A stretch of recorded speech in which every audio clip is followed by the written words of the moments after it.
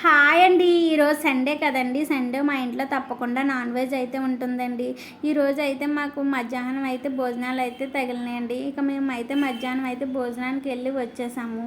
ఇక సాయంత్రం మా పిల్లలు చికెన్ ఫ్రై కావాలని అడిగారు. ఇక నేను ఉల్లిపాయలు అయితే కట్ చేస్తున్నాను. మా ఆయనగారు అయితే చికెన్ తేడానికి అయితే బయటికి వెళ్ళారు. ఇక మా పాప పక్కింటి పిల్లలతో ఆడుకుంటుందండి. నేను ఉల్లిపాయలు కట్ చేసి పక్కన పెట్టుకున్నాను. ఇంకా పక్కింటి వాళ్ళు పెరుగు వాళ్ళు స్వీట్స్ తెచ్చిచ్చారు. అవి తీసుకొని పక్కన పెట్టి స్టవ్ వెలిగించి స్టవ్ మీద కళాయి పెట్టుకుని కళాయిలో ఆయిల్ వేసుకొని ఉల్లిపాయలు పచ్చిమిరకాయలు కాస్త కరివేపాకు వేసుకొని ఫ్రై చేసుకున్నానండి. ఇంకా అందులోపు అయితే చికెన్ తెచ్చేశారు. చికెన్ చిన్న చిన్న పీసులకి కట్ చేసి శుభ్రంగా కడుక్కొని పక్కన పెట్టుకున్నానండి. ఈ లోపు అయితే ఉల్లిపాయలు బాగా వేగిపోయినాయి కదండి. అందులో కాస్త వెల్లుల్లి పేస్టు సాల్ట్ వేసుకొని బాగా కలుపుకున్నాను.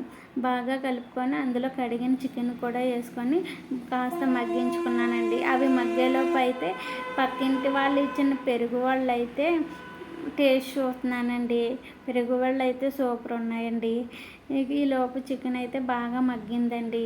అందులో ఒక స్పూన్ కారము, ఒక స్పూన్ గరం మసాలా, చిటికెడు పసుపు వేసుకొని బాగా కలుపుకున్నాను. బాగా కలుపుకొని 5 మినిట్స్ అయితే మూత పెట్టుకోవాలండి.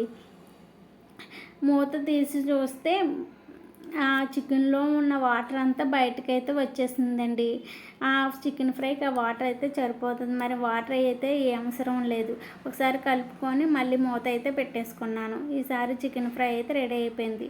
ఇంకా దాంట్లో కాస్త కొత్తిమీర జల్లుకున్నానండి. ఇంకా చికెన్ ఫ్రై కాంబినేషన్గా చారు అయితే చేశాను. ఇక మా పాపని పిలిచి వేడివేడి అన్నంలో చికెన్ ఫ్రై వేసి ఇచ్చేసానండి. టేస్ట్ చూసి సూపర్ ఉంది అని అంటుందండి. Bye bye.